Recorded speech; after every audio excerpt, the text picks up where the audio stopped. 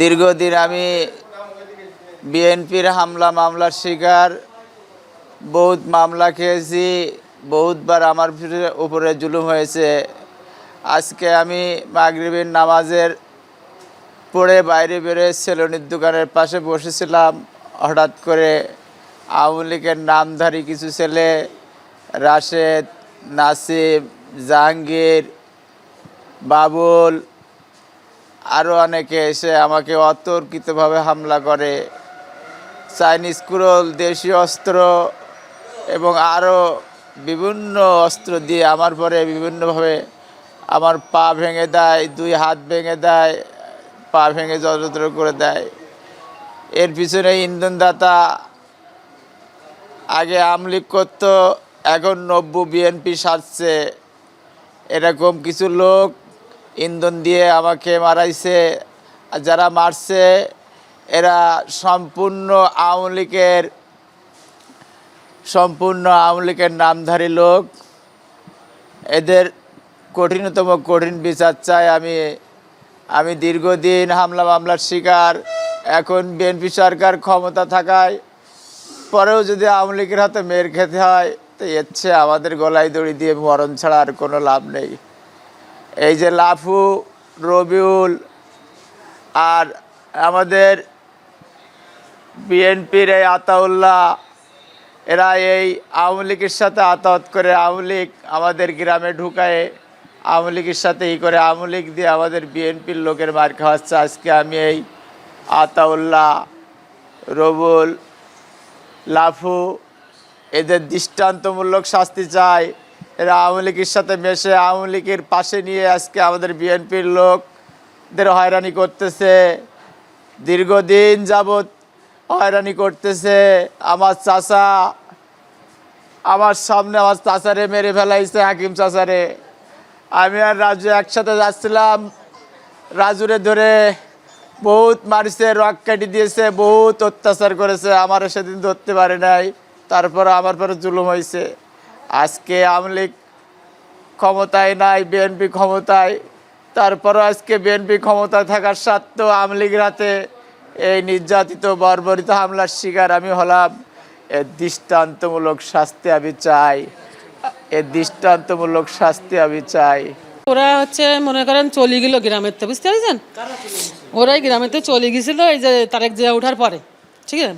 ওরা চলে গেছিলো, চলে গিয়ে ওরা আবার আইছে গ্রামে। আসলে ওদের তো কেউ কিছু বলেনি না, এরা কিছু বলেছে না, ওরা কোনো গ্রাম জাম না। এর ভিতরে একদিন শুনলাম নাকি আমার ভাইয়ের মারবে ওরা, ঠিক আছে? ভাইয়ের মারবে শুনলাম, তো আমি ওর বললাম কিন্তু তুই কোনো জায়গায় যাবি না, সবসময় ঘরে থাকবি। সবসময় মনে করেন বাড়ির থেকে রাস্তায় গেছে, বেশি দূরই না কিন্তু জায়গা, বাড়ি থেকে রাস্তায় গেছে মেয়ে করেছিল। আর আমি তো আমার বাড়ি, আমার বিয়ে হয়েছে এই গ্রামে।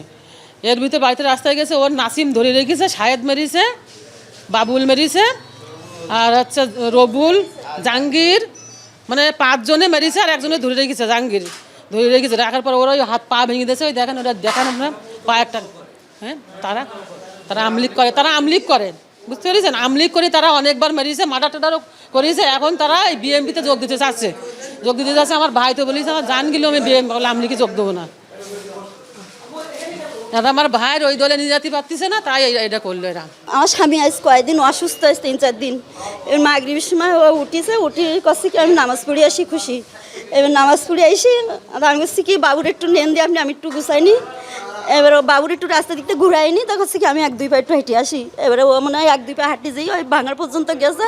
এবার ওই নাসিম শাহেদ ওরা দূরে রেখে আমার স্বামীর অর্ধমের মেরিছে, মেরি ওরা বাটা ভেঙে এই এত বছর ধরে ও বিএমপি করে, একজন বিএমপি সদস্য। তাহলে এখন যদি ওরা যদি আগে একবার মেরিছে আওয়ামী লীগের লোকেরা, নাসিম মেরিছে, শাহেদ মেরিছে, আর ওরা আওয়ামী লীগ করে, আমার স্বামী বিএমপি করে।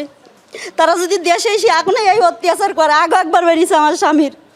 আজকে সন্ধ্যায় হঠাৎ করে ফোন আসছে যে আমার রাজনৈতিক সহবন্ধু মহসিন কবির 7 নম্বর সিরলা ইউনিয়নের শ্রমিক দলের সাংগঠনিক সম্পাদক, ওর হাত পা কেটে দাঁড় কোপ দিয়ে কেটে ভেঙে এখন এই সদর হাসপাতালে এই অবস্থায়। আপনারা তো সবাই দেখছেন।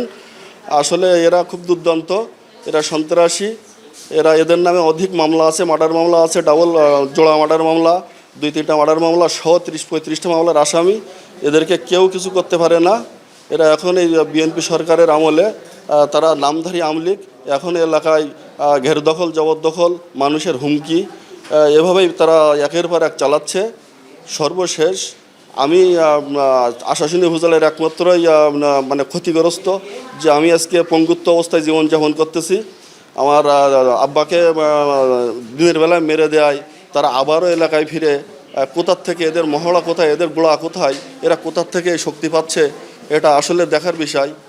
আমি এই মুহূর্তে চাচ্ছি এলাকায় যে আওয়ামী লীগের যে সন্ত্রাসী বাহিনী আছে, সর্বোচ্চভাবে জেলা নেতৃবৃন্দ বা মিডিয়ার যে ভাইরা আপনারা আছেন, এরা যে অন্যায় করতেছে এটা তো মিথ্যা না, এটা আপনারা একটু দেখেন, দেখে তাদের এই অন্যায় অত্যাচার থেকে, ওখান থেকে কিভাবে হাতে গোনা কয়েকটা ব্যক্তি, 7-8টা ব্যক্তিরে ওখান থেকে আমি মনে করি প্রশাসন মহল দিয়ে উঠাই নিলে আমার মনে হয় এলাকাটা ভালো থাকবে।